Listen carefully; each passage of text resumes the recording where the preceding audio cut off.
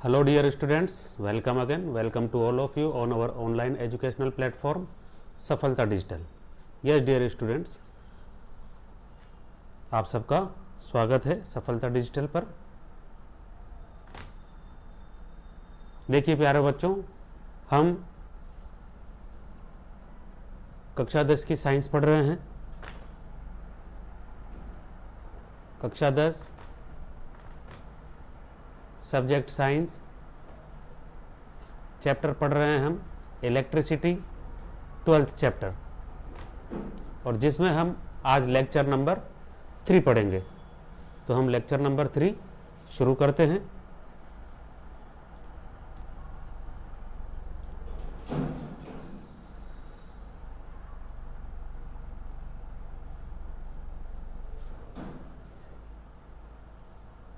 Yes dear students,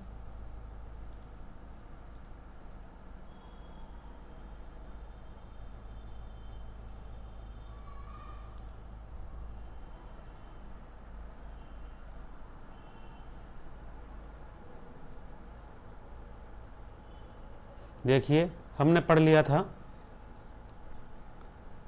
समांतर क्रम संयोजन, हमने पढ़ लिया है. आप लोगों ने इसको रिवीजन कर लिया होगा, रिवाइज इसको कर लिया होगा, और अच्छी तरीके से आपने इसके नोट्स बना लिए होंगे.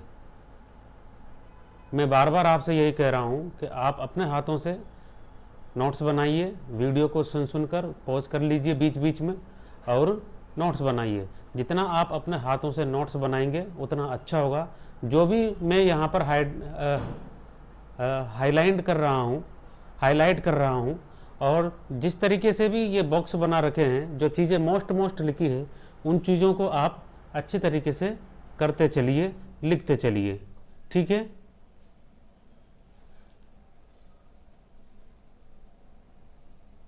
तो अब हम समांतर क्रम संयोजन के बाद श्रेणी क्रम संयोजन हमने पढ़ लिया है, समांतर क्रम संयोजन हमने पढ़ लिया है. अब हम उससे रिलेटेड कुछ सवाल करेंगे. देखिए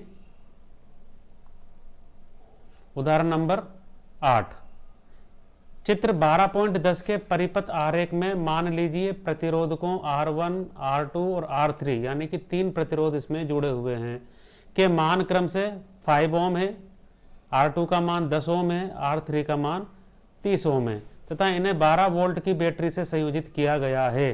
चित्र 12.10 देखना है हमको, और उसमें 3 प्रतिरोध लगाए गए हैं, R1, R2 और R3. R1 का मान 5 ओम है, R2 का मान 10 ओम है और R3 का मान 30 ओम है, और 12 वोल्ट की बैटरी जोड़ी गई है. तो 3 सवाल इसमें पूछ रहा है. पहला सवाल पूछ रहा है ये प्रत्येक प्रतिरोधक से प्रवाहित विद्युत धारा I, कि हर प्रतिरोध से कितनी विद्युत धारा जा रही है. यानी कि प्रतिरोध R1 में धारा जाएगी I1, प्रतिरोध R2 में धारा जाएगी I2, और प्रतिरोध R3 में धारा जाएगी I3. तो इस तरीके से हमें I1 निकालना है, I2 निकालना है और I3 भी निकालना है. अब ये कैसा पता चलेगा? देखिए हम चलते हैं 12.10 चित्र में. ये रहा 12.10. 12.10 में देखिए ये R1 है, ये R2 है और ये R3 है. ठीक है. तो मैंने बताया था जब हमने कल के जो सेकंड लेक्चर में जो पढ़ा है, यहाँ पर धारा I जा रही है और ये R1 में I1 जाएगी, ये दूसरे प्रतिरोध में R2 में I2 जाएगी, और ये देखो ये R3 वाला है, इसमें I3 धारा जाएगी. तो तीनों प्रतिरोधों में अलग अलग मान की धारा जाएगी. R1 में I1, R2 में I2 और R3 में I3 जाएगी. तो हम इसको डिटरमाइन करेंगे.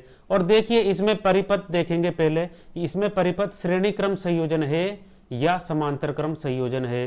तो देखिए प्यारे बच्चों, इसमें एक दूसरे के समांतर है. ये देखिए R1, R2 और R3 ऐसे लगा हुआ है ये, और ये समांतर क्रम संयोजन होता है. तो पहले हमें किसी भी सवाल को करने से पहले जब इस तरह के सवाल आते हैं तो हमें उनका डिटर्मिनेशन कर लेना चाहिए कि यह इसमें श्रेणी क्रम संयोजन है या समांतर क्रम संयोजन है। तो अब हमें यहाँ पर पता लग चुका है कि इसमें समांतर क्रम संयोजन है। तो समांतर क्रम संयोजन में हर प्रतिरोध में अलग अलग मान की धारा जाती है। ये हमें अच्छी तरीके से याद रखना चाहिए कि समांतर क्रम संयोजन में अलग अलग मान की धारा जाएगी, जबकि श्रेणी क्रम संयोजन में एक ही मान की धारा जाएगी। ठीक है, तो हम वापस अपने सवाल पर नीचे आ जाते हैं। तो देखिए, जैसा कि अब हम ओम के नियम का सत्यापन से लिखते हैं। हमें क्या मालूम है? ओम का नियम V बराबर IR। ठीक है, तो R निकालना है हमको, R बराबर V अपॉन I।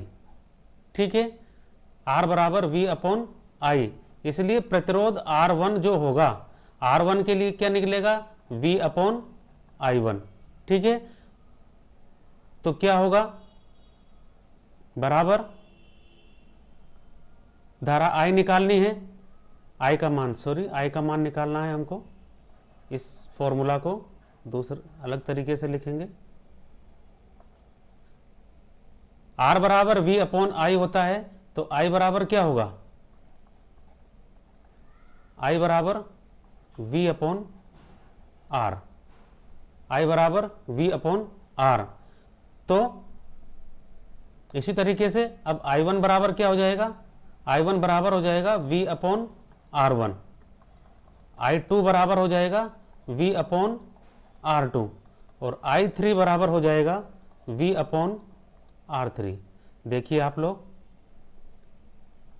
I1 का मान निकालेंगे तो I1 में V दे रखा है, V कितना है? 12 वोल्ट दिया है। V बराबर 12। देखिए आप यहाँ पर सवाल में इन्हें 12 वोल्ट की बैटरी से संयोजित किया गया है, दिया गया है 12 वोल्ट।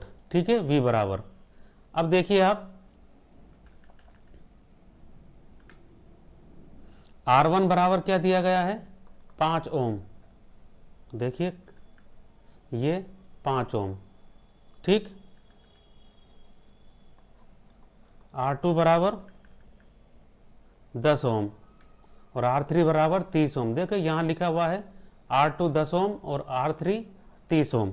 इसी को हम लिखेंगे R2 10 ओम और R3 30 ओम। तो इसके आधार पर हम I के मान निकालेंगे। पहले I1 के लिए निकालेंगे, तो I1 बराबर V बराबर 12 अपॉन R1 कितना है? R1 है हमारे पास, देखिए यहाँ 5, तो 5 का मान रख देंगे यहाँ पर। तो कितना आएगा? 1.4 एम्पियर। डिवाइड करेंगे, आप लोग डिवाइड करके देखना, 1.4 एम्पियर आएगा। इसी तरीके से अब I2 का मान निकालेंगे, तो देखिए V अपॉन R2, तो V का मान सेम है, वही 12 वोल्ट, और R2 का मान रखेंगे। R2 का मान कितना है? 10। देखिए यहाँ पर, यहाँ से वैल्यू निकाल ली हमने, तो इसका आ जाएगा 1.2 एम्पियर। अब I3 का मान निकालेंगे, तो V बटा R3, तो V का मान फिक्स है 12 अपन R3 का मान क्या है? 30, तो कितना आ जाएगा हमारे पास? 0.4 एम्पियर।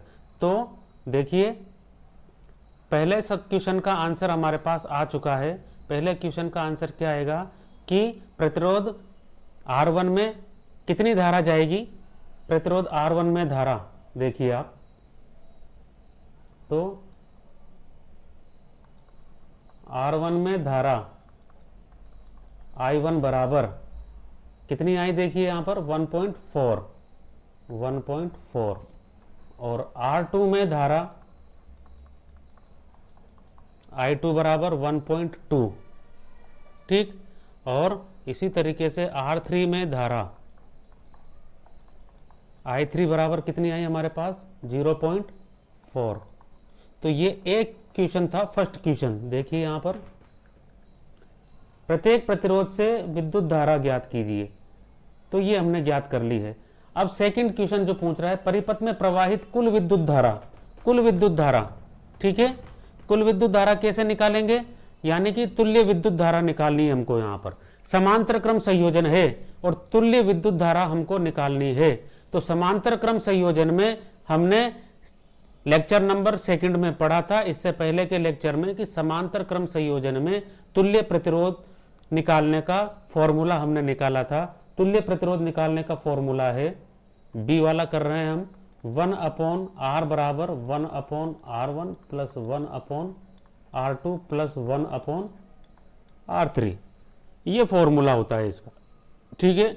तो हम फॉर्मूला रखेंगे 1/R बराबर 1/R1 कितना है 5 ओम प्लस 1/10 प्लस 1/30।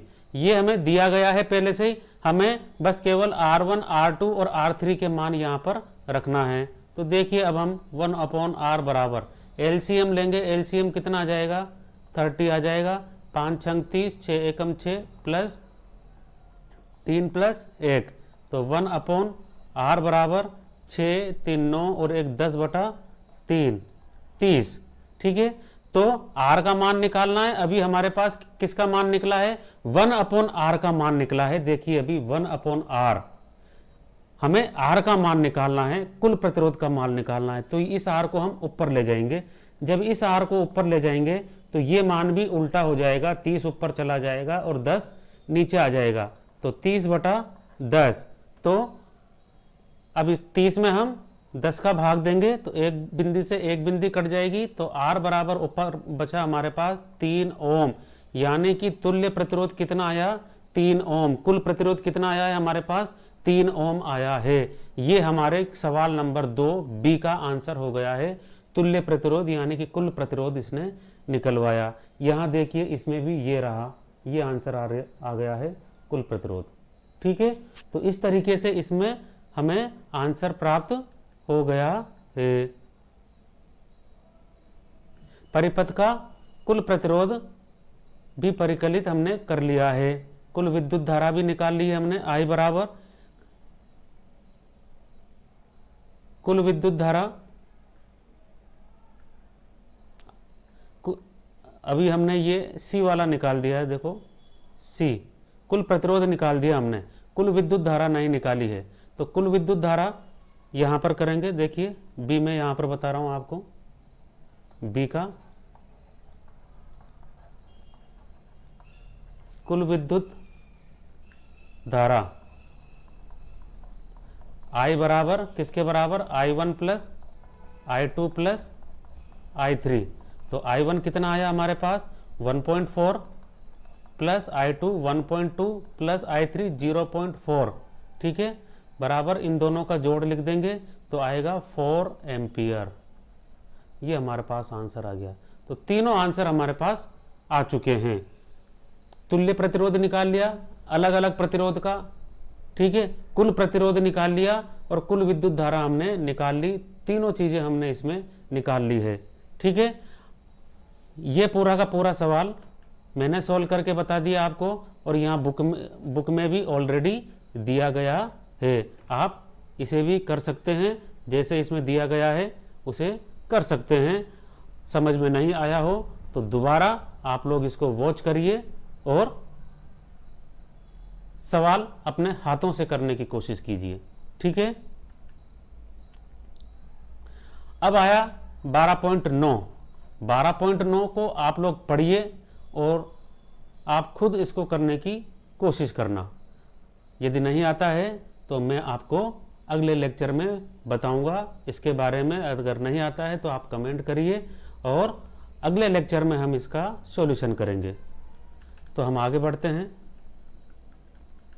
देखिए कुछ प्रश्न आ रहे हैं प्यारे बच्चों। जब 1 ओम 10⁻6 ओम, ये देखिए एक क्वेश्चन है 1 ओम 10⁻6 ओम, एक सेट ये है, और बी दे रखा है 1 ओम 10⁻3 ओम तथा 10⁻6 ओम के प्रतिरोध पार्श्व क्रम में जोड़े जाएं तो तुल्य प्रतिरोध के संबंध में आप क्या निर्णय करेंगे।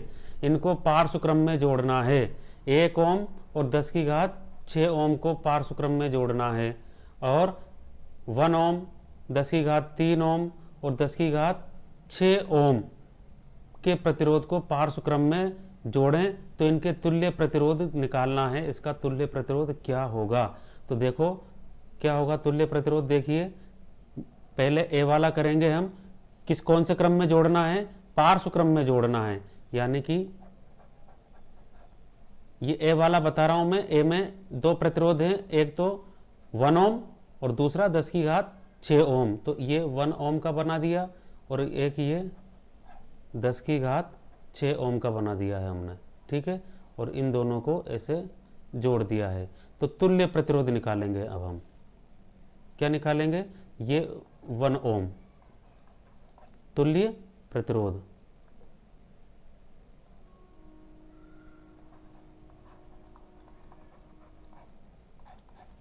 तुल्य प्रतिरोध,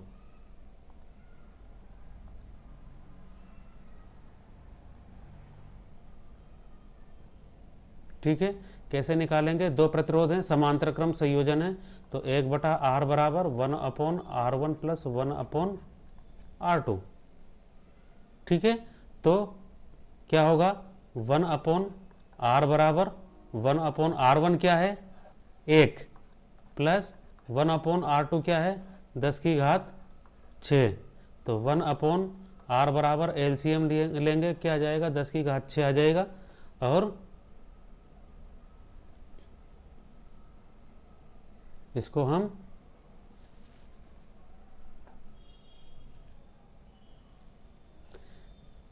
देखिए 10⁶ जो है, 10⁶ को हम क्या लिख सकते हैं?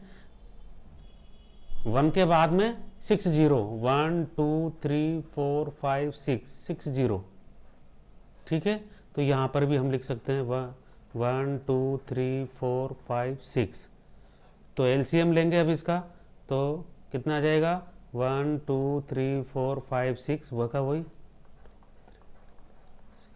तो एलसीएम लेंगे, एक का भाग इसमें देंगे, एक बार जाएगा, तो वही 1 2 3 4 5 6 प्लस कई, ढाई, सैकड़ा, हजार, 10,000, लाख, 10 लाख, 10 लाख एकम 10 लाख, यहाँ एक आ जाएगा। तो 1/r बराबर 1 2 3 4 5 6 अपॉन 10 लाख, 1 2 3 4 5 6, ठीक है। तो 1/r बराबर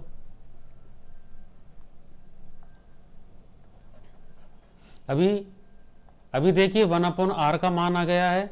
हमें r का मान निकालना है, तो क्या करना पड़ेगा? r को ऊपर ले जाएंगे, r बराबर r/1।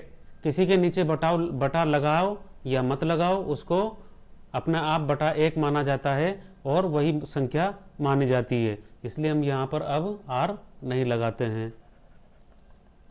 तो r का मान निकालना है हमको, r बराबर क्या आ जाएगा? अब ये नीचे की संख्या भी ऊपर चली जाएगी और ऊपर की नीचे आ जाएगी, तो 1 2 3 4 5 6 अपॉन 1 2 3 4 5 6। यहाँ पर हम काट सकते हैं, कितनी बार कटेगा आप, और जो भी आंसर आएगा वो आपका आंसर होगा, ठीक है। इस तरीके से ये सवाल होगा, और ऐसा का ऐसा ही सवाल ये यहाँ पर है, ठीक है। 1 ओम 10⁻, बी नंबर का जो क्वेश्चन है 10⁻3 और 10⁻6 वाला भी सेम इसी तरीके से होगा। अंतर इतना सा है कि इसमें 3 प्रतिरोध हैं और ए वाले क्वेश्चन में 2 प्रतिरोध थे। करना आपको ऐसे ही है, ठीक है। आगे बढ़ते हैं। 100 ओम का एक विद्युत लैंप, 50 ओम का एक विद्युत टोस्टर तथा 500 ओम का एक जल फिल्टर 220 वोल्ट के विद्युत स्रोत से पार्श्व क्रम में संयोजित है। पार्श्व क्रम यानी कि समांतर क्रम में संयोजित है। कौन कौन? एक विद्युत लैंप, यानी कि इसको हम R1 मान लेंगे, विद्युत लैंप मान लिया R1। कितना ओम का? 100 ओम का। 50 ओम का एक विद्युत टोस्टर और 500 ओम का जल फिल्टर पार्श्व क्रम में है। ये देखो पार्श्व क्रम में जोड़ेंगे, ये 50 ओम का हो गया और इसके बाद में एक और 500 ओम का हो गया, और ये समांतर क्रम में इस तरीके से जुड़े हुए हैं। और कितनी वोल्ट की बैटरी से? 220 वोल्ट की बैटरी से जुड़े हुए हैं ऐसे। ये बैटरी V बराबर 220 वोल्ट, ठीक है। V बराबर 220 वोल्ट। अब क्या निकलवा रहा है, तो उस स्त्री का प्रतिरोध क्या है, कुल प्रतिरोध निकलवा रहा है। ठीक है, तो फॉर्मूला वही पुट करेंगे, समांतर क्रम संयोजन है इसमें। देखो फॉर्मूला क्या करेंगे, 1/R बराबर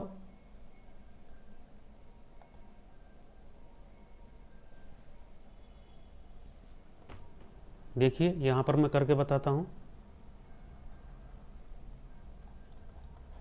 1/R बराबर 1/R1 plus 1/R2 plus 1/R3। समांतर क्रम संयोजन है तो कुल प्रतिरोध निकालने का फॉर्मूला समांतर क्रम संयोजन में यही होता है। पार्श्व क्रम और समांतर क्रम एक ही चीज है। तो मान रखेंगे 1/R बराबर 1/R1 कितना है 100 ओम प्लस 1/R2 कितना है 50 ओम प्लस 1/R3 कितना है 500 ओम। तो 1/R बराबर इनका एलसीएम लेंगे, कितना आ जाएगा 500 आ जाएगा। तो 100 पंजे 500, 5 एकम 5 प्लस 50 ढाई के 500, 10 एकम 10, 500 एकम 500, एक बार गया, एक को एक से किया तो ये आया। अब तो क्या आ जाएगा 1/R बराबर कितना आया 5 और 10 15, 15 और 1 16, 16/500। R का मान निकालना है हमको, तो R का मान निकालना है तो क्या करेंगे, R को ऊपर ले जाएंगे, R बराबर 500/16 बराबर। अब आप भाग देना और आपका आंसर आ जाएगा। कुल प्रतिरोध का मान कितना है, X मान आ गया, जैसे X एम्पियर, यही आंसर होगा। जो भी आप भाग देने के बाद में जो भी आएगा वही आपका आंसर होगा। आप भाग देकर देखिए, यहाँ तक मैंने सॉल्यूशन बता दिया है, करा दिया है आपको। अब आप लोगों की बारी है कि आप कितना एक्यूरेसी से ये भाग देते हैं, इस डिवाइड को करते हैं। ठीक, अगला आता है क्वेश्चन नंबर 3। श्रेणी क्रम में संयोजित करने के स्थान पर विद्युत युक्तियों को पार्श्व क्रम में संयोजित करने के क्या लाभ हैं। श्रेणी क्रम में संयोजित करने के स्थान पर विद्युत युक्तियों को पार्श्व क्रम में संयोजित करने के क्या लाभ हैं। यानी कि श्रेणी क्रम में अधिकतर युक्तियों को श्रेणी क्रम में हम नहीं लगाते हैं घरों में, पार्श्व क्रम में लगाते हैं। पार्श्व क्रम में इसलिए लगाते हैं क्योंकि पार्श्व क्रम में जब युक्तियों को लगाते हैं तो उनमें समान वोल्टता की धारा जाती है, उनमें समान वोल्टता की धारा जाती है, जबकि श्रेणी क्रम में वोल्टेज एक के बाद एक डाउन हो जाते हैं, कम हो जाते हैं। तो पार्श्व क्रम में एक ही वोल्टता की विद्युत धारा उनमें जाती है और किसी भी युक्ति में कम ज़्यादा नहीं जाती है। तो ये लाभ है इसका। क्वेश्चन नंबर 4, 2 ओम 3 ओम 6 ओम के 3 प्रतिरोधों को किस प्रकार संयोजित करेंगे कि संयोजन का कुल प्रतिरोध 4 ओम आए और दूसरा 1 ओम हो। इन्हें कैसे लगाएंगे एक दूसरे से, इनका कुल प्रतिरोध 4 ओम हो या दूसरा 1 ओम हो। अब इसमें आप लोगों को उल्टे तरीके से सोचना पड़ेगा, आपको आंसर सोचना पड़ेगा, इसके बारे में करके देखना पड़ेगा कि ये कब होगा कि जब कुल प्रतिरोध 4 ओम हो और 1 ओम हो, तो कौन सा संयोजन हमको करना है। ठीक है, तो आप इसमें करके देखिएगा, कोशिश करेंगे तो निश्चित रूप से आएगा। तो देखिए प्यारे बच्चों, इस सवाल को 2 ओम 3 ओम और 6 ओम के 3 प्रतिरोधकों को किस प्रकार से संयोजित करेंगे कि संयोजन का कुल प्रतिरोध 4 ओम हो और 1 ओम हो। ऐसी कौन सा किस तरीके से इनका संयोजन करेंगे, मैं इसको आपको करके बताता हूँ। ये हो सकता है आपको नहीं आए क्योंकि इस तरह के सवाल आपने अभी किए नहीं हैं। तो देखिए कौन कौन सा प्रतिरोध है, 2 ओम 3 ओम और 6 ओम। तो देखिए तरह तरह से करके देखना पड़ेगा हमको इसका। पहले ये देखिए, हम ये अलग अलग तरीके से हमको करके देखना पड़ेगा। ये 2 ओम लगा दिया और ये 3 ओम लगा दिया और ये यदि हम 6 ओम लगा देवें तो देखिए अभी कौन सा आ गया है यहाँ पर, ये श्रेणी क्रम प्रतिरोध हो गया है, श्रेणी क्रम में जुड़ गया है। तो श्रेणी क्रम में क्या होता है, R1 plus R2 plus R3, तो 2 प्लस 3 प्लस 6 बराबर ये तो हो गया 11। तो 11 तो लाना नहीं है, हमें क्या क्या लाना है, हमें लाना है 4 ओम और 1 ओम। देखो सेकंड वाला देखिए 1 ओम है, ठीक है। तो सीरीज में कर, अब हम इसको समांतर क्रम में करके देखेंगे, सीरीज में नहीं आ रहा है। समांतर क्रम में करके देखेंगे तो देखो ये एक जोड़ दिया हमने 2 ओम का, ये 3 ओम का और ये 6 ओम का, ये समांतर क्रम में कर दिया। समांतर क्रम में करते हैं तो कुल प्रतिरोध कैसे निकालते हैं, 1/R बराबर 1/R1 plus 1/R2 plus 1/R3। तो 1/R बराबर देखिए कैसे निकालेंगे, 1/2 प्लस 1/3 प्लस 1/6। R1 2 था, R2 3 है दिया है और R3 6 है।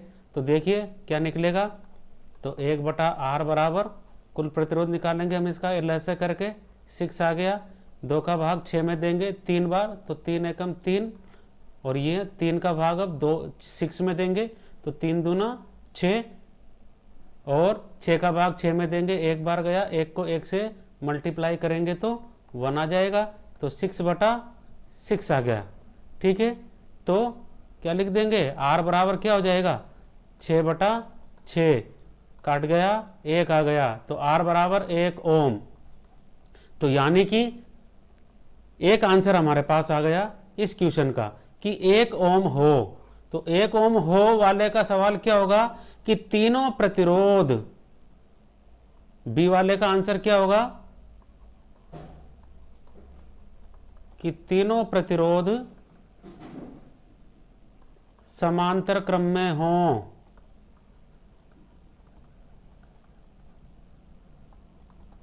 तो ये बी का उत्तर आ गया है। अब हमें ढूंढना है ए का उत्तर जो कि है 4 ओम। 4 ओम किस व्यवस्था में होगा, तो 4 ओम की व्यवस्था ढूंढते हैं। अब हम देखिए जगह नहीं बची है, देखिए 4 ओम किस तरीके से ऐसे हो सकता है, यहां 3 ओम लगा दिया, यहां 6 ओम लगा दिया। अब इन दोनों को यहां जोड़कर और इसके सीरीज में यदि हम 2 ओम जोड़ दें, 2 ओम जोड़ दें तो देखेंगे, देखिए ये दो 3 ओम और 6 ओम का समांतर क्रम में है और इन दोनों के श्रेणी क्रम में 2 ओम है। तो पहले हम इन दोनों का निकालेंगे, इन दोनों का समांतर क्रम में है, तो 1/R बराबर 1/3 प्लस 1/6। ऐसे क्यों लिखा, क्योंकि ये 3 ओम और 6 ओम एक दूसरे के समांतर क्रम में हैं। तो क्या आ जाएगा, देखो 1/R बराबर 6 के एलसीएम लेंगे, 3 दूना 6, 6 एकम 6 बराबर 3/6। तो R बराबर क्या हो जाएगा 6/3, क्योंकि उल्टा करना है हमको, 1/R है, हमें तो R का मान निकालना है। तो 3 दूनी 6, तो यानी कि इन दोनों का तुल्य प्रतिरोध अब कितना हो गया है 2। कितना हो गया है 2। तो अब हम इसको मोटा रूप से इस तरीके से लिख सकते हैं, ये दोनों 3 और 6 ओम का जो तुल्य प्रतिरोध आया है वह आया है 2 ओम, और इनकी सीरीज में ये देखो ये वाला 2 ओम का प्रतिरोध जुड़ा हुआ था, 2 ओम। तो अब देखिए ये 2 ओम और ये 2 ओम एक दूसरे की सीरीज में हो गए हैं, श्रेणी में हो गए हैं। तो श्रेणी क्रम का कुल प्रतिरोध कैसा होता है, R1 प्लस R2। तो R बराबर 2 प्लस 2 बराबर 4 ओम। तो इस तरीके से हमें ए का आंसर ये मिला कि किस क्रम में जोड़ोगे, ऐसे जोड़ोगे। आप यहां पर देख लो एक बार,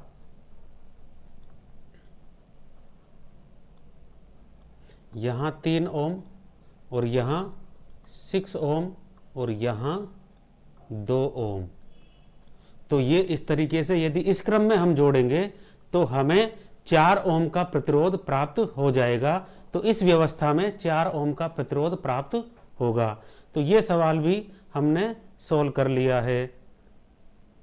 अगला सवाल देखेंगे 5वां नंबर का। देखिए आप लोग कर करके देखिएगा, जब तक नहीं करेंगे मैं कितना ही बोल लूँ या कोई कितना ही बोल ले, आपका कुछ नहीं हो सकता है। सवाल सुनने से नहीं आएंगे, करने से आएंगे। ठीक है। 5वां सवाल, 4 ओम, 8 ओम, 12 ओम और 24 ओम प्रतिरोध की 4 कुंडलियों को किस प्रकार संयोजित करें कि इस संयोजन से अधिकतम और निम्नतम प्रतिरोध प्राप्त हो सके। बात वही है। देखिए यहां पर ये निम्नतम था।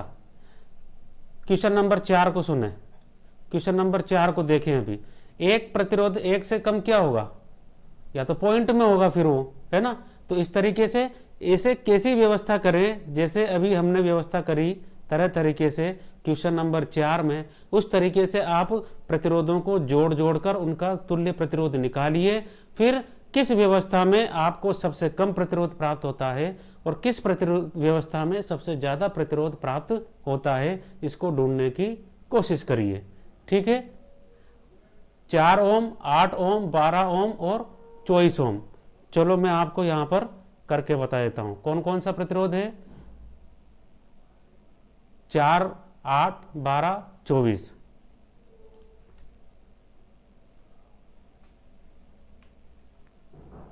देखिए करके देखेंगे हम।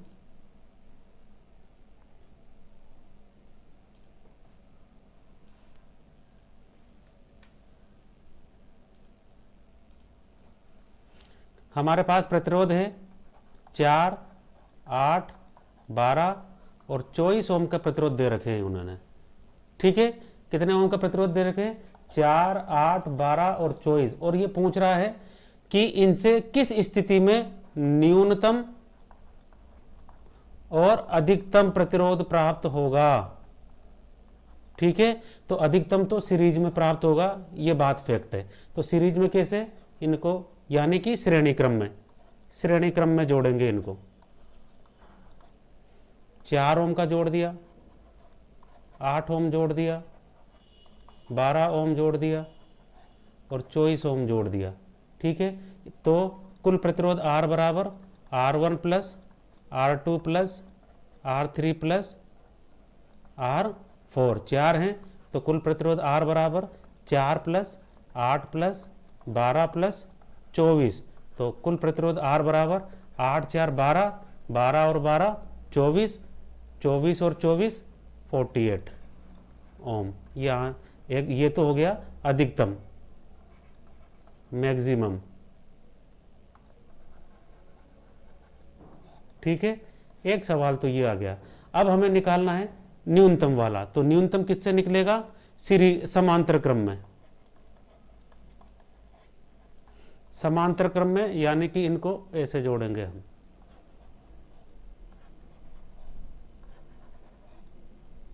चार ओम, 8 ओम, 12 ओम और 24 ओम, इस तरीके से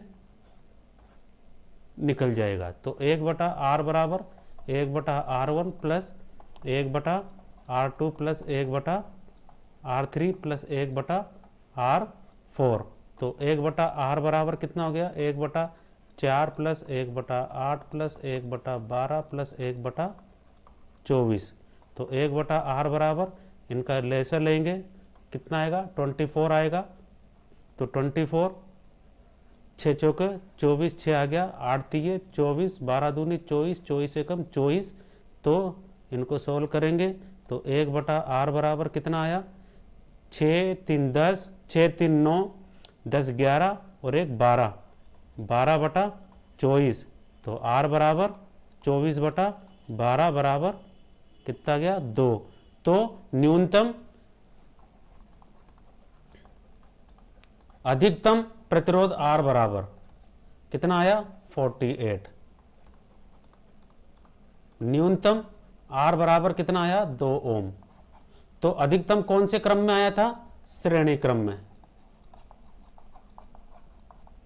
ठीक है। न्यूनतम किस में आया, समांतर क्रम में। बात समझ में आई आपको? तो इस तरीके से आपको कोई सा भी सवाल आ सकता है, अपना दिमाग लगाकर आप टॉपिक को अच्छी तरीके से समझकर, फंडे को अच्छी तरीके से समझकर आप अप्लाई करिए। मान कुछ भी दे सकता है, वो जरूरी नहीं जो बुक में है वही सवाल आए और एग्जैक्ट ऐसा का ऐसा ही आ जाए।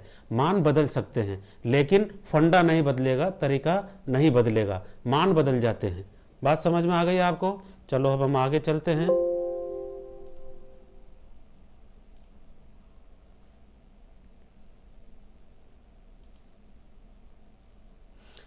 अब हम पढ़ेंगे अगला टॉपिक, विद्युत धारा का तापीय प्रभाव। विद्युत धारा का तापीय प्रभाव यानी कि जो भी विद्युत धारा बहती है, हमारे घरों में आती है, लाइट के तारों में आती है, बल्ब में जाती है, पंखों में जाती है, तो कुछ विद्युत धारा का कुछ मान, उनको विद्युत के कारण ये चीजें गर्म होने लगती है। आपने देखा होगा कि बल्ब कुछ समय के बाद गर्म हो जाता है, पंखा कुछ समय के बाद गर्म हो जाता है, कोई भी मोटर कुछ समय के बाद गर्म होने लगती है। इसे विद्युत धारा का तापीय प्रभाव ही कहते हैं। ठीक है, इनसे चीजें विद्युत धारा के कारण कुछ चीजें इलेक्ट्रिसिटी के साथ साथ ये अपना तापन प्रभाव भी रखती है। ओके, देखिए मैं पढ़ के बताता हूं, आप लोग ध्यान रखिए। यहां पर हम जानते हैं कि बैटरी अथवा सेल विद्युत ऊर्जा के दो स्रोत हैं। कौन कौन? बैटरी अथवा सेल भी विद्युत ऊर्जा के स्रोत हैं। सेल के भीतर होने वाली रासायनिक अभिक्रिया सेल के दो टर्मिनलों के बीच विभवांतर उत्पन्न करती है। सेल होता है इस तरीके से, एक तरफ प्लस होता है, एक तरफ माइनस होती है, तो माइनस और प्लस के बीच में रासायनिक क्रिया होती है। ठीक है, जो बैटरी से संयोजित किसी प्रतिरोधक अथवा प्रतिरोधक के किसी निकाय में विद्युत धारा प्रवाहित करने के लिए इलेक्ट्रॉनों में गति स्थापित करता है। और तो अब आगे देखिए, चलो पढ़ते हैं इसको। हमने अनुभाग 12.2 में अध्ययन किया है कि परिपथ में विद्युत धारा बनाए रखने के लिए स्रोत को अपनी ऊर्जा खर्च करते रहना पड़ता है, यानी कि ऊर्जा खर्च होती है। ये ऊर्जा कहाँ चली जाती है? ऊर्जा विद्युत धारा बनाए रखने में खर्च हुई स्रोत की ऊर्जा का कुछ भाग उपयोगी कार्य करने में, कुछ भाग ऊर्जा का कुछ भाग किसमें खर्च हो जाता है? उपयोगी कार्य करने में। जैसे बल्ब का उपयोगी कार्य क्या है? प्रकाश देना। पंखे का उपयोगी कार्य क्या है? हवा देना, पंखुड़ियों को घुमाना। जैसे पंखे की पंखुड़ियों को घुमाना में उपयोग हो जाता है। स्रोत की ऊर्जा का शेष भाग, अधिकतर भाग तो उस काम को करने में खर्च हो गया है, लेकिन जो शेष भाग है वह ऊष्मा के रूप में सामने आता है। शेष भाग उस ऊष्मा को उत्पन्न करने में खर्च हो जाता है। पंखे को आपने हाथ लगाया होगा, कभी कभी चलता चलता गर्म हो जाता है, बल्ब गर्म हो जाता है, तो ये ऊष्मा ऊर्जा दी है। मुख्य काम तो क्या है उसका? बल्ब का मुख्य काम क्या है? प्रकाश देना, लेकिन प्रकाश के साथ साथ उसका कुछ भाग किस में खर्च हो रहा है? ऊष्मा में खर्च हो रहा है। पंखे का किस मुख्य काम क्या है? हवा देना, पंखुड़ियों को घुमाना, लेकिन उसके साथ साथ उसका उस ऊर्जा का कुछ भाग ऊष्मा के रूप में भी हो रहा है, इसलिए मोटर उसकी गर्म हो जाती है, जो साधित्रों के ताप में वृद्धि करती है। इसका प्रेक्षण प्राय हम अपने दैनिक जीवन में भी करते हैं, हमने महसूस किया है इन चीज़ों को। उदाहरण के लिए हम किसी विद्युत पंखे को निरंतर काफ़ी समय तक चलाते हैं तो देखिए वह गर्म हो जाता है। इसके विपरीत यदि विद्युत परिपथ विशुद्ध रूप से प्रतिरोधक है, अर्थात बैटरी से केवल प्रतिरोधकों का एक समूह ही जुड़ा हुआ होता है, तो स्रोत की ऊर्जा निरंतर पूर्ण रूप से ऊष्मा के रूप में शहीद होती रहती है। इसे विद्युत धारा का तापीय प्रभाव कहते हैं। देखिए अंडरलाइन कर लीजिए इसको। विद्युत परिपथ विशुद्ध रूप से प्रतिरोधक है, अर्थात बैटरी से केवल प्रतिरोधकों का एक समूह ही संयोजित होता है, तो स्रोत की संपूर्ण ऊर्जा निरंतर पूर्ण रूप से ऊष्मा के रूप में शहीद होती है। इसे विद्युत धारा का तापीय प्रभाव कहते हैं। इस प्रभाव का उपयोग विद्युत हीटर, इस्त्री आदि युक्तियों में किया जाता है। इसी प्रभाव के कारण ही हीटर गर्मी देते हैं। इस्त्री, जो कपड़े प्रेस करने की जो इस्त्री होती है वो गर्म हो जाती है, इसी प्रभाव के कारण होती है। अगर ये प्रभाव नहीं होता तो हम न तो कपड़ों पर इस्त्री कर सकते थे, न ही हीटर काम में ले सकते थे, ना ही गीजर काम में ले सकते थे। ऐसी कोई सी भी युक्ति हम काम में नहीं ले सकते थे जो लाइट से चले और ऊष्मा दे, ताप दे। विद्युत का कुछ भाग इस ताप में या उष्मा के रूप में खर्च होता है। इसी सिद्धांत का उपयोग करके विद्युत हीटर बने, गीजर बने, प्रेस बनी है। ठीक है, देखिए अब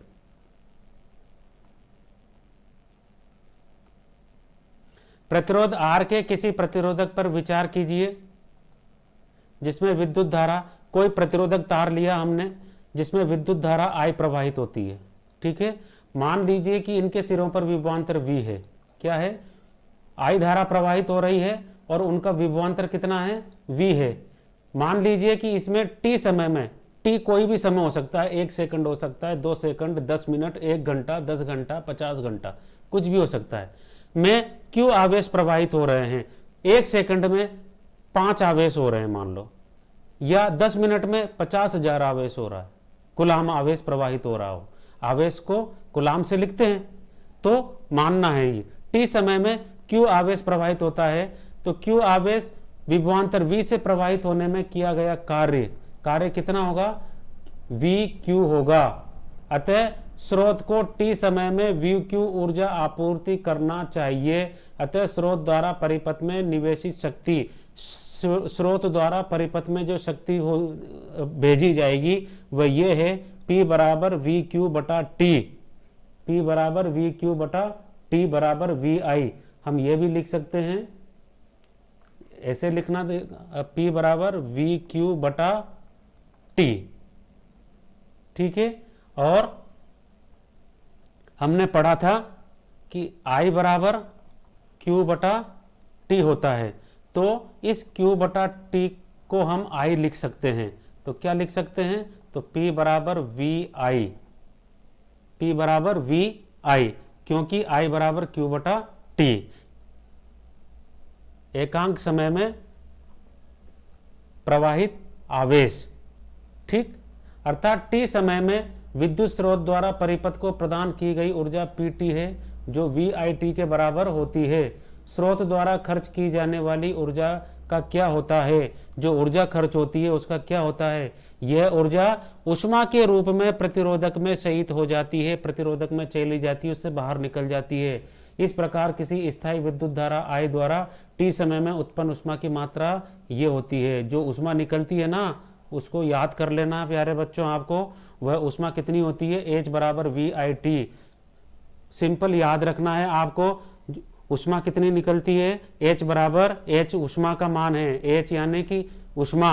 ठीक है, H बराबर ऊष्मा, क्या? VIT।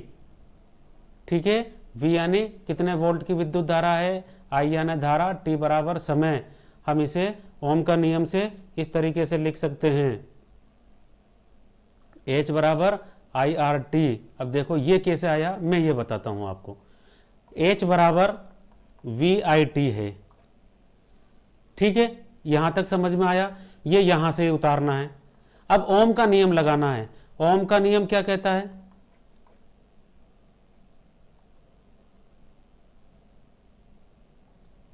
ओम का नियम हमसे ये कहता है कि V बराबर IR, V बराबर IR होता है। तो देखिए इस V में, ये जो V है, इस V में ये मान रखना है, तो क्या हो जाएगा? H बराबर IR, V का मान रख दिया अभी हमने।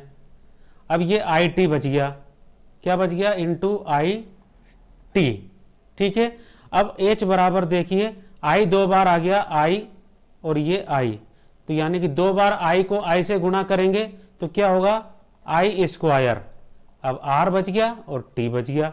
H बराबर I square R T। Simple, बात समझ में आई? तो इस तरीके से इसे क्या कहते हैं? जूल का नियम।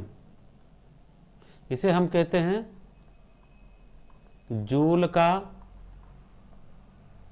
तापीय नियम।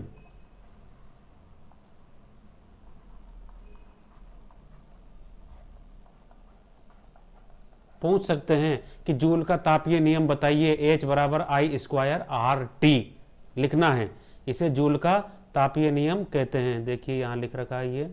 इस नियम से यह स्पष्ट होता है कि किसी प्रतिरोधक में उत्पन्न होने वाली ऊष्मा किसी प्रतिरोधक में उत्पन्न होने वाली ऊष्मा। नंबर 1 पॉइंट, दिए गए प्रतिरोधक में प्रवाहित होने वाली विद्युत धारा के वर्ग के अनुक्रमानुपाती होती है। विद्युत धारा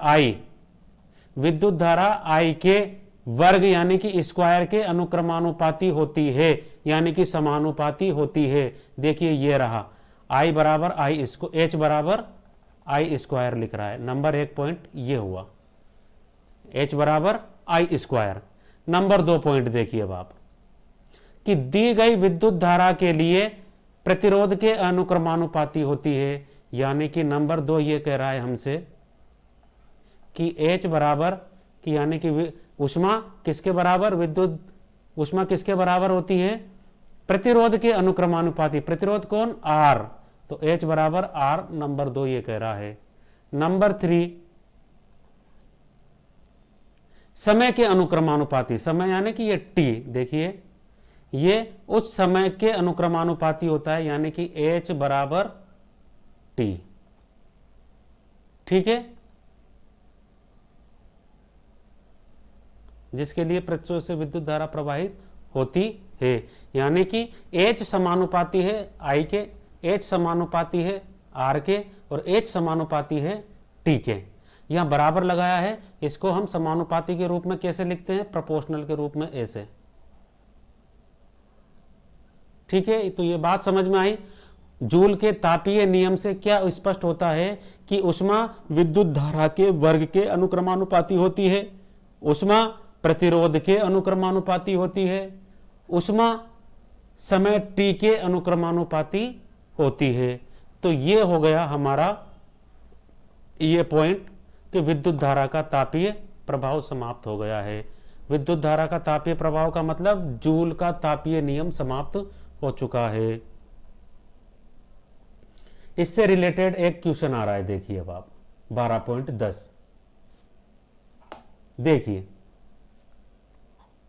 किसी विद्युत इस्त्री में अधिकतम तापन दर के लिए 840 वोल्ट की दर से ऊर्जा उपभुक्त होती है, निकलती है, तथा 360 वोल्ट की दर से समय उपभुक्त की दर से उस समय उपभुक्त होती है जब तापन की दर निम्नतम है। यदि विद्युत स्रोत की वोल्टता 220 वोल्ट है तो दोनों प्रकरणों में विद्युत धारा तथा प्रतिरोध का मान निकालिए। दोनों प्रकरणों में मतलब 840 के साथ भी निकालना है और 360 के साथ भी निकालना है।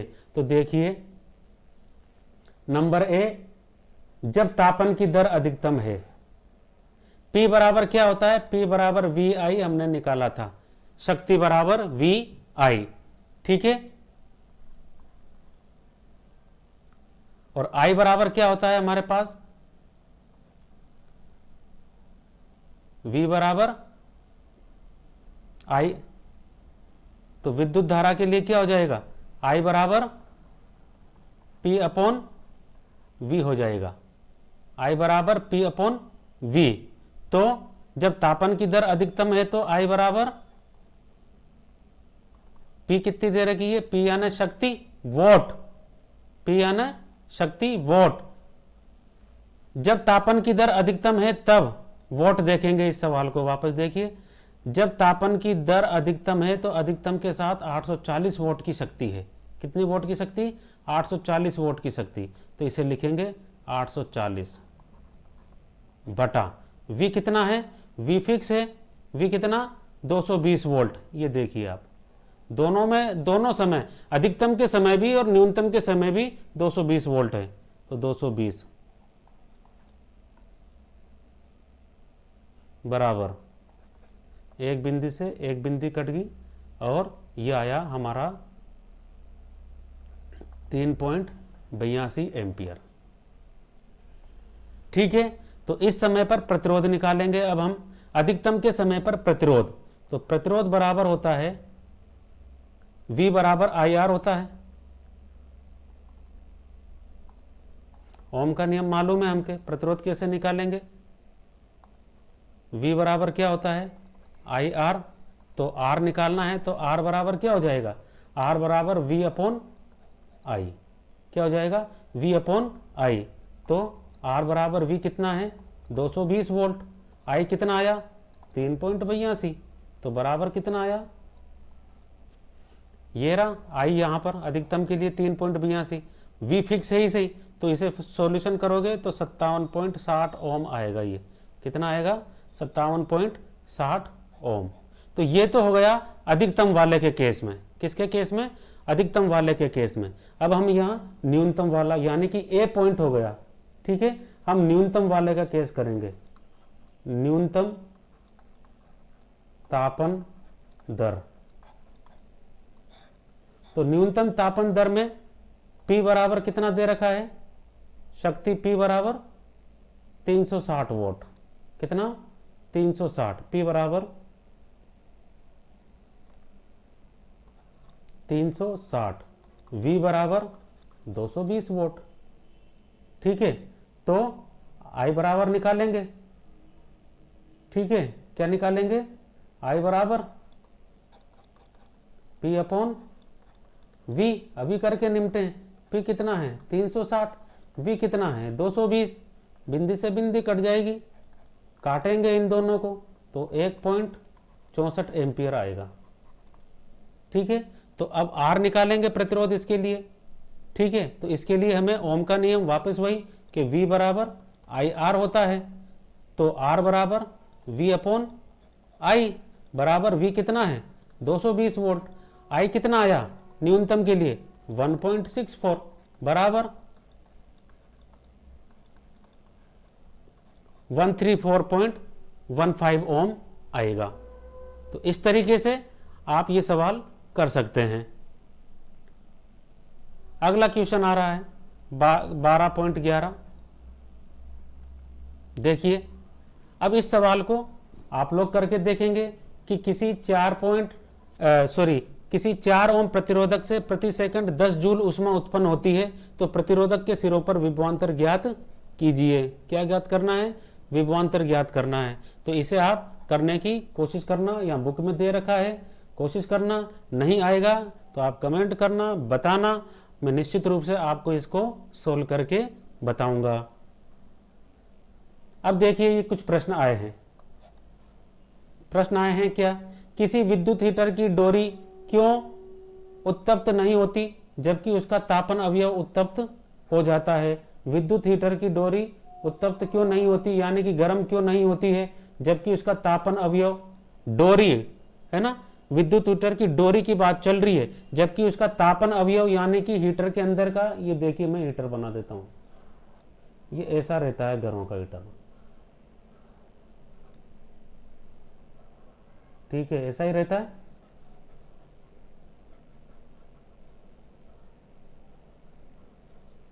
जबकि इसकी ये डोरी है और ये लाइट में लग रही है,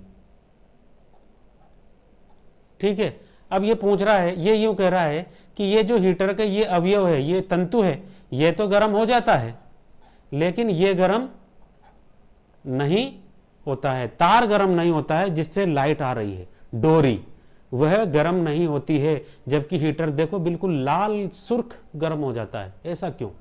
ऐसा इसलिए प्यारे बच्चों, क्योंकि हीटर में जो तंतु उपयोग किया जाता है वह हमने अगले लेक्चर में भी पढ़ा था, यह किसका बना होता है, मिश्र धातु का बना हुआ होता है, जिसमें प्रतिरोध ज्यादा होता है, जिसमें प्रतिरोध ज्यादा होता है।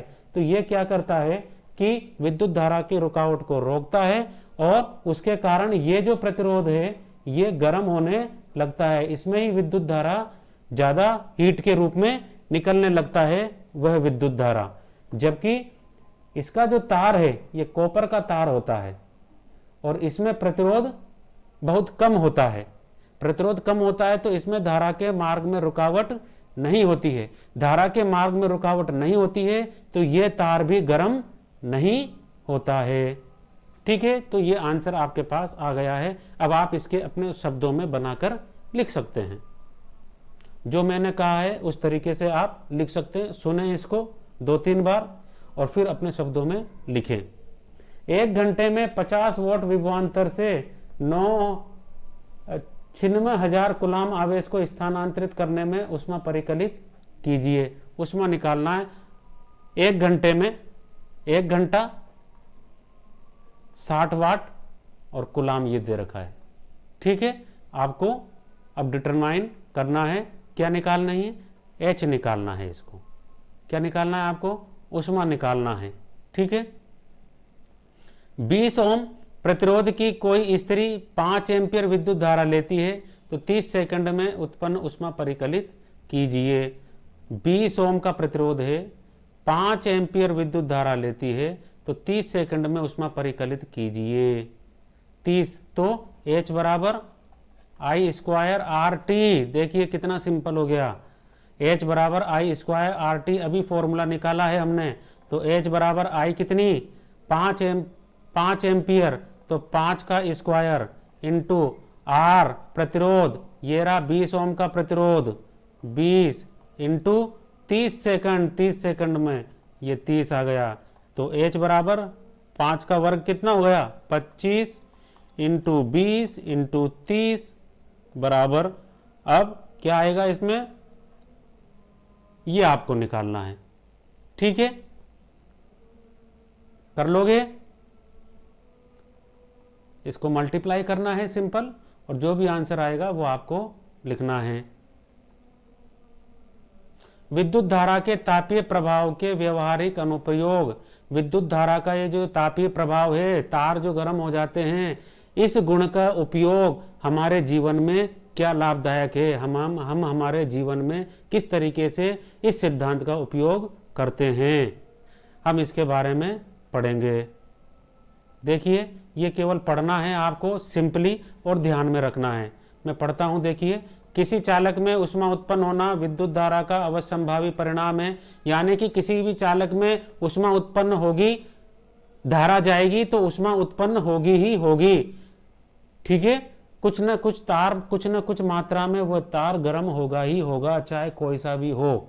ठीक, बहुत सी स्थितियों में यह अवांछनीय होता है क्योंकि वह उपयोगी विद्युत ऊर्जा को ऊष्मा में रूपांतरित कर देता है। विद्युत परिपथों में अपरिहार्य तापन, यानी कि बिना काम का ये जो तापन है, परिपथ के अवयवों के ताप में वृद्धि कर देता है, उनका ताप बढ़ जाता है, जिससे उनके गुणों में परिवर्तन हो जाता है। विद्युत इस्त्री, विद्युत टोस्टर, विद्युत तंदूर, विद्युत केतली, विद्युत हीटर जूल के तापन पर आधारित होते हैं। किस सिद्धांत पर आधारित होते हैं, ये देखिए हाईलाइट कर दिया मैंने इसको, ये। ठीक, अब आगे पढ़िए, सिंपल जो हमने अभी तक पढ़ा है उसी चीज को पढ़ रहे हैं। विद्युत तापन का उपयोग प्रकाश उत्पन्न करने में भी किया जाता है। बल्ब इसी सिद्धांत पर कार्य कर रहा है, जैसा कि हम विद्युत के बल्ब में देखते हैं। यहाँ बल्ब के तंतु को उत्पन्न ऊष्मा को जितना संभव हो सके रोके रखना चाहिए ताकि वह अत्यंत तप्त होकर प्रकाश उत्पन्न करे। इसे इतने उच्च ताप पर पिघलाना चाहिए। बल्ब के तंतुओं को बनाने के लिए टंगस्टन, देखो बार बार आ रहा है, ये पहले भी बताया मैंने, टंगस्टन का उपयोग किया जाता है, जो उच्च गलनांक की एक प्रबल धातु है। यानी कि ये जो ताप है 3380 डिग्री सेंटीग्रेड पर भी ये पिघलता नहीं है। विद्युत रोधी टैग का उपयोग करके तंतु को यथासंभव ताप विलगित बनाना चाहिए। प्राय बल्बों में रासायनिक दृष्टि से अक्रिय नाइट्रोजन तथा आर्गन गैस भी भरी जाती है। बल्ब में कौन कौन सी गैस भरी जाती है, नाइट्रोजन और आर्गन गैस। अच्छी तरीके से इसको याद रखना है, नाइट्रोजन और आर्गन गैस भरी जाती है। किसमें, बल्ब में, ट्यूबलाइट में, उसमें किसी प्रकार की क्रिया नहीं हो, इसलिए क्रिया नहीं होगी तो उसका जो बल्ब का जो तंतु है ना, उसका जीवन काल बढ़ जाता है, ज्यादा लंबे समय तक वो बल्ब काम करता है, जिससे कि तंतु की आयु में वृद्धि हो जाती है। तंतु द्वारा उपभुक्त ऊर्जा का अधिकांश भाग ऊष्मा के रूप में प्रकट होता है, परंतु इसका अल्प भाग विकृत प्रकाश के रूप में भी दृष्टिगोचर होता है। यानी कि ये जब तंतु गर्म होता है तो कुछ भाग ऊष्मा के रूप में निकलता है और कुछ भाग प्रकाश के रूप में निकलता है। ऊष्मा का मतलब गर्म हो जाता है, प्रकाश का मतलब ये उजाला हो जाता है।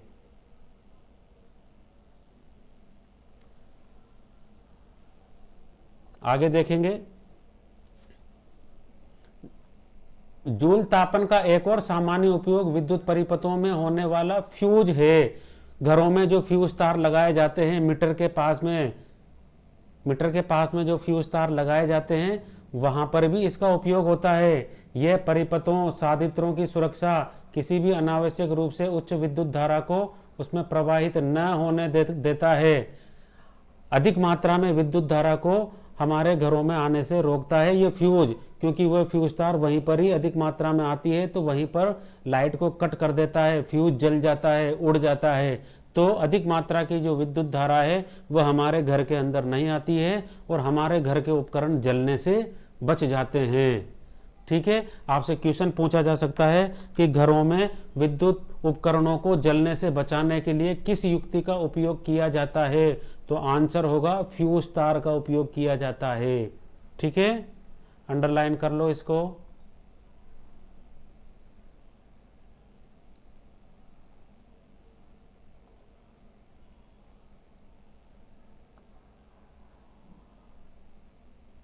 फ्यूज को एक और इंपॉर्टेंट चीज आ रही है, देखो फ्यूज को कौन से क्रम में जोड़ा जाता है?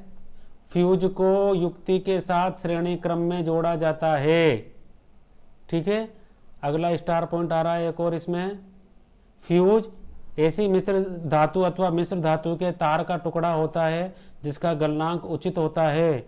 उदाहरण के लिए एल्यूमिनियम, कॉपर, आयरन, लेड आदि। यदि परिपथ में किसी निर्दिष्ट मान से अधिक मान की विद्युत धारा प्रवाहित होती है, यदि परिपथ में किसी निर्दिष्ट मान से अधिक मान की विद्युत धारा प्रवाहित होती है तो फ्यूज तार के ताप में वृद्धि हो जाती है। इससे फ्यूज तार पिघल जाता है। ज्यादा मान की धारा आ जाती है ना, उस तार की कैपेसिटी से अधिक, फ्यूज तार की कैपेसिटी से अधिक वोल्टेज की धारा जब आ जाती है तो फ्यूज तार उस वोल्टेज को सहन नहीं कर पाता है और फ्यूज तार वहीं पर जलकर टूट जाता है। तो जब फ्यूज तार वहीं जलकर टूट जाता है तो वह विद्युत धारा, अधिक मात्रा की विद्युत धारा हमारे घर के अंदर नहीं आ पाती है, हमारे उपकरणों तक नहीं पहुंच पाती है और परिपथ टूट जाता है। फ्यूज तार प्राय धातु के सिरे वाले पार्सिलेन अथवा पार्सिलेन का मतलब चीनी मिट्टी वाले घरों के जो फ्यूज तार लगाए जाते हैं ना, चीनी मिट्टी के वहां पर आपके जो मीटर होता है उसके पास में लगे हुए होते हैं। इस तरह का देखें, ऐसा कुछ होता है, ऐसा। ठीक है, ये वहां पर घरों में लगा हुआ होता है। अथवा इसी प्रकार के विद्युतरोधी पदार्थ के कार्ट्रिज में रखा जाता है। ठीक है, तो ये चीज हो गई। ये मोस्ट मैंने लिख दिया है, अंडरलाइन चीजें मोस्ट है, इसे आप लोगों को लर्न करना है, यानी कि इनको तो रिवाइज आपको करना ही करना है, बाकी कुछ करो या नहीं करो।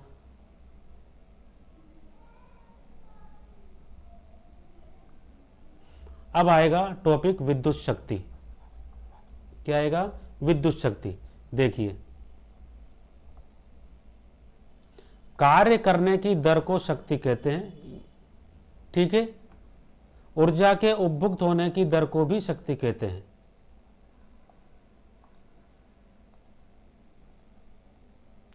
ऊर्जा के उपभुक्त होने की दर को भी शक्ति कहते हैं। मोस्ट है, शक्ति किसे कहते हैं?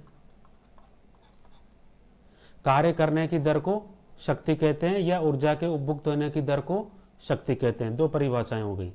ठीक है, तो शक्ति को इस प्रकार व्यक्त करते हैं, शक्ति P बराबर VI, P बराबर VI। ठीक है, या P बराबर I स्क्वायर I।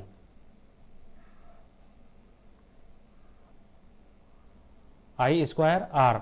अब ये कहां से आया I स्क्वायर I? देखो, हमने पढ़ा था V बराबर IR। अभी क्या दे रखा है? P बराबर VI। ठीक है, हम जानते हैं V बराबर IR होता है। ये कौन कहता है? ओम का नियम। भाई ये तो याद रखना ही रखना है कि P बराबर VI होता है। अब इसको आगे सॉल्यूशन करना है। ओम का नियम क्या कहता है कि V बराबर IR, तो इस V में इस V का मान रख देंगे तो P बराबर IR इंटू एक और I हैगा यहाँ पर, देखो ये I, तो P बराबर क्या हो गया? I square R। सिंपल। ठीक है, या V स्क्वायर अपॉन R भी लिख सकते हैं। ठीक है, या P बराबर V स्क्वायर बटा R। अब देखिए आप ये चीज, मोस्ट चीज आ रही है अभी। अब विद्युत शक्ति का एसआई मात्रक क्या है? वॉट। वॉट में विद्युत शक्ति को लिखते हैं हम, बोलते हैं ना कितना वोट का बल्ब है, ठीक है ना, 10 वोट का है, 50 वोट का है, 100 वोट का है, 1 वोट का है, ठीक है। यह उस युक्ति द्वारा उपभुक्त शक्ति होती है। क्या होता है ये वोट? क्या होता है देखो, यह उस युक्ति द्वारा, युक्ति यानी कि उस उपकरण के द्वारा उपभुक्त शक्ति होती है जिससे उस समय 1 एम्पीयर विद्युत धारा प्रवाहित होती है जब उसे 1 वोल्ट विभवांतर पर प्रचालित कराया जाता है, यानी कि चलाया जाता है। यानी कि 1 वोल्ट बराबर 1 वोल्ट बराबर 1 वाट बराबर 1 वोल्ट। देखो वोल्ट और वोट अलग अलग चीज है। वोल्ट देखिए ये वोल्ट है और ये वाट है। वाट शक्ति होती है और वोल्ट विभवांतर होता है, ठीक है। तो 1 वोल्ट बराबर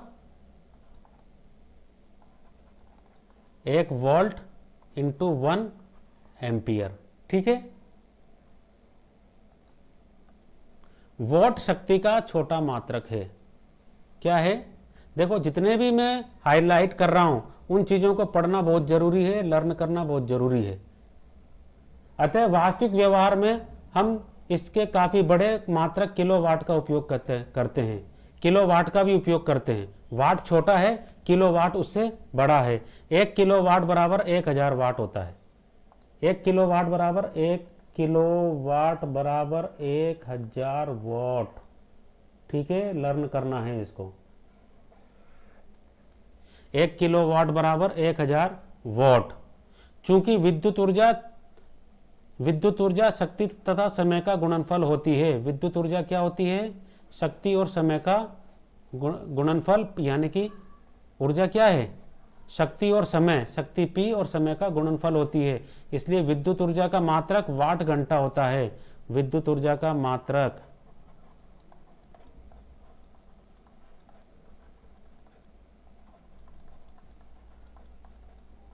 वाट घंटा, वॉट आवर, हावर है ना, हावर यानी घंटा।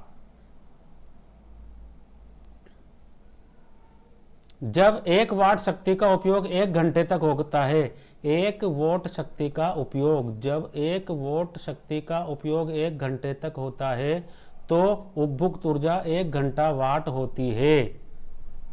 1 घंटा वाट किसे कहते हैं? यानी कि 1 आर वॉट बराबर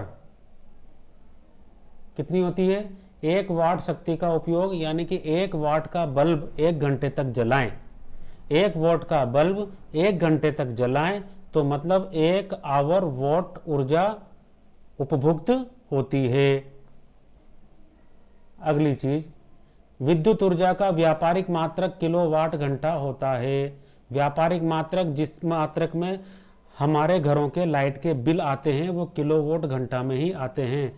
अब आप इसको पढ़ने के बाद अपने अपने घरों पर जाओगे, तब लाइट का बिल लेना पिताजी से और उसमें देखना कि हमारे घरों की जो लाइट है, जो यूनिट आती है, वह यूनिट किलोवाट घंटा में ही होती है, जिसे आम बोलचाल में यूनिट कहते हैं। यानी कि किसी किसी के घर में देखना 50 वोट आएगा बिल में, कि कुल उपभोग यूनिट 50 यूनिट, यानी कि वो क्या है?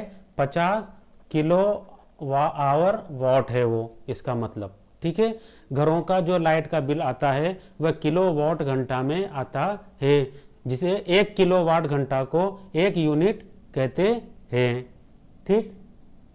देखिए 1 किलोवाट बराबर 1000 वाट इंटू 3600 सेकंड। 1 किलोवाट घंटा बराबर मोस्ट है। देखो कि 1 किलोवाट घंटा क्या होता है। 1 किलोवाट घंटा बराबर 1000 वाट इंटू 3600 सेकंड। 3600 सेकंड का मतलब 1 घंटा, ठीक। या 3.6 इंटू 10 की घात 6 वॉट सेकंड। अब इनको 10 की घात के रूप में लिख दिया है, इसलिए ये ऐसा आ गया, यानी कि ये यूनिट अब अभी छोटी हो गई है। इसको और छोटा करेंगे, इसको 3.6 इंटू 10 की घात 6 जूल सेकंड भी कहते हैं। ये सब मोस्ट है और आपको लर्न करना चाहिए। याद करना और नहीं करना आपके हाथ में है। हमारा सुझाव ये है कि आप लोगों को अच्छी तरीके से ये चीज़ें लर्न कर लेनी चाहिए। जितनी भी हाईलाइट चीज़ें करके मैं बता रहा हूँ वह आप लोगों को लर्न कर लेना चाहिए। अपनी नोट्स की बुक में ये सब चीज़ें, हाईलाइट चीज़ें मैं बता रहा हूँ, लिख लिख के जो चीज़ें बता रहा हूँ, आप लोग अपने नोट्स बनाइए। ये भी नोट्स ही हैं, लेकिन आप जब वीडियो के साथ लिखने बैठेंगे तब एक सीक्वेंस में जब आप इसको लिखेंगे तो कुछ चीज़ें याद भी होगी। सुनने से याद होगी, वीडियो देखने से याद होगी, और लिखेंगे तो याद होगी। तो एक ही समय पर 3 काम हो रहे हैं, सुन रहे हैं, देख रहे हैं और लिख रहे हैं। तो यानी कि 3 बार रिवीजन हो रहा है, तो इसलिए चीज़ें आपको ज़्यादा याद होगी। यह भी जानिए, देखो एक टॉपिक दे रखा है, बहुत से लोग ये सोचते हैं कि किसी विद्युत परिपथ में इलेक्ट्रॉन उपभुक्त होते हैं। ये गलत है कि इलेक्ट्रॉन उपभोग होते हैं। हम विद्युत बोर्ड अथवा विद्युत कंपनी को विद्युत बल्ब, विद्युत पंखे, इंजन आदि जैसे विद्युत साधित्रों का मतलब उपकरण से इलेक्ट्रॉनों को गति देने के लिए ऊर्जा प्रदान करने वाली विद्युत ऊर्जा का भुगतान करते हैं। हम अपने द्वारा उपभुक्त ऊर्जा के लिए भुगतान करते हैं, यानी कि जितनी यूनिट हम लेते हैं, जितनी इलेक्ट्रिसिटी हम लेते हैं घर में, हमारे उपकरण काम लेते हैं, उतनी ही यूनिट हमारा मीटर बताता है और उस हिसाब से मीटर का बिल आता है। देखो सवाल आया है, कोई विद्युत बल्ब 220 वोल्ट के जनित्र से संयोजित होता है।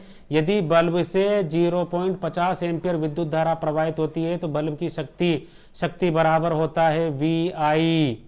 तो P बराबर V कितना दे रखा है 220 वोल्ट इंटू I दे रखा है 0.50 एम्पियर। सिंपल, मल्टीप्लाई कर दो तो 110 वाट। P का मात्रक होता है वाट, शक्ति का मात्रक क्या होता है वॉट। शक्ति का मात्रक बराबर वॉट, जिसे W भी लिखते हैं। ठीक,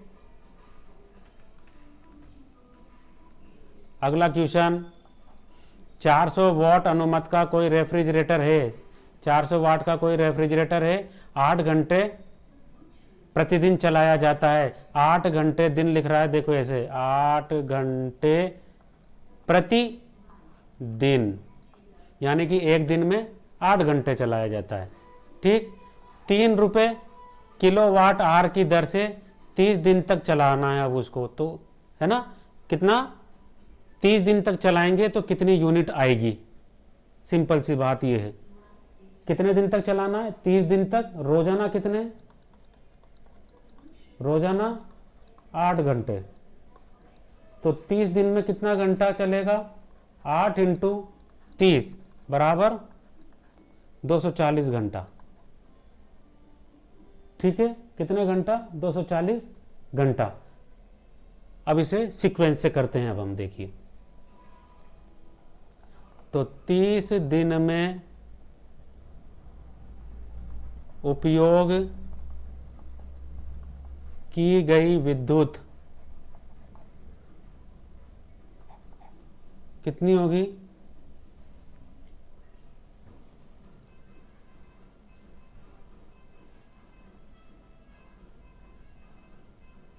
₹400 वाट है, तो 400 इंटू रोजाना 8 घंटे इंटू 30 दिन, तो कुल कितने हो गया। इनको मल्टीप्लाई करेंगे, पहले जीरो को देखो मल्टीप्लाई करेंगे। देखो एक शॉर्ट तरीका बताता हूँ, कोई भी ऐसा गुणा है जिसमें जितनी भी जीरो होती है ना, तो उन जीरो को पहले लिख देते हैं, गिनते हैं उन जीरो को। तो कितनी जीरो है देखिए यहाँ पर 1 2 3 जीरो है, तो 3 जीरो लिख दी हमने यहाँ पर। अब बाकी बची संख्याओं को गुणा कर लो एक दूसरे से, 4 अट्ठे 32। ठीक है, 32 को 3 से गुणा करिए, 32 को 3 से मल्टीप्लाई किया तो 96। अब लिख दिया 96 वाट आवर। तो यानी कि इसको वाट आवर में आ गया, किलो वाट घंटा में बदलना है हमको। तो किलो वाट घंटा यानी कि घर की यूनिट किलो वाट घंटा में आती है, तो किलो का मतलब 1000 से भाग देना है। तो 1000 से भाग देंगे इसमें बटा 1000 बराबर कितना आ जाएगी, ये 3 जीरो से 3 जीरो यानी कि 96, देखिए 96 किलो वाट आवर, कितना आ गया 96 किलो वाट आवर, ये यहां पर आ गया। अब एक यूनिट का 3 रुपए यानी कि 96 किलो वाट आवर का मतलब कितना हो गया 96 यूनिट, कितना 96 यूनिट। एक यूनिट का खर्च कितना है 3 रुपए, तो 96 का कितना हो जाएगा 96 इंटू 3 बराबर 288 रुपए, ये आपका बिल आएगा घर का। ठीक है, तो ऐसे निकाला जाता है। अगला देखिए प्रश्न दिया है, विद्युत धारा द्वारा प्रदत्त ऊर्जा की दर का निर्धारण कैसे किया जाता है। विद्युत धारा द्वारा प्रदत्त ऊर्जा की दर का निर्धारण किलोवाट घंटा में। ठीक, कोई मोटर 220 वोल्ट के विद्युत स्रोत से 5 एम्पियर विद्युत धारा लेता है। मोटर की शक्ति निर्धारित कीजिए। 2 घंटे में मोटर द्वारा उपभोग ऊर्जा का परिकलन कीजिए। कितना P बराबर VI। ठीक है, अब निकालना आप लोग, हिंट दे दिया है मैंने, आप लोग कोशिश करना, नहीं होगा तो मैं निश्चित रूप से बताऊंगा, कमेंट करना। और अब हमारा ये चैप्टर फिनिश हो चुका है, सब चीज़ें हमने अच्छी तरीके से पढ़ ली है, समझ ली है। अब इसमें एक लास्ट पॉइंट आ रहा है, आपने क्या सीखा, इन सीखा की चीज़ों को आप लोग पढ़ना। ठीक है, ये इम्पोर्टेंट है, मोस्ट होता है। इनमें से चीज़ें छोटे छोटे क्वेश्चन के रूप में आ जाती है। हम लोग क्या करते हैं कि पूरा पाठ तो पढ़ लिया लेकिन पीछे सारांश नहीं पढ़ते हैं, जिनमें बहुत ही इम्पोर्टेंट चीज़ें लिखी हुई होती है। आपको ये अच्छी तरीके से पढ़ना चाहिए, याद करना चाहिए। ये छोटी छोटी चीज़ें बहुत बड़ा काम कर जाती है बच्चों, इसलिए आप लोग इनको पढ़ना, लर्न करना। अब अगले लेक्चर में हम इसके अभ्यास को करने की कोशिश करेंगे। जो भी क्वेश्चन आंसर इसमें दे रखे हैं उनको करने की हम कोशिश करेंगे। तो अब हम यहीं पर समाप्त करते हैं। लेक्चर नंबर 3 हमारा समाप्त हो गया है। ठीक है,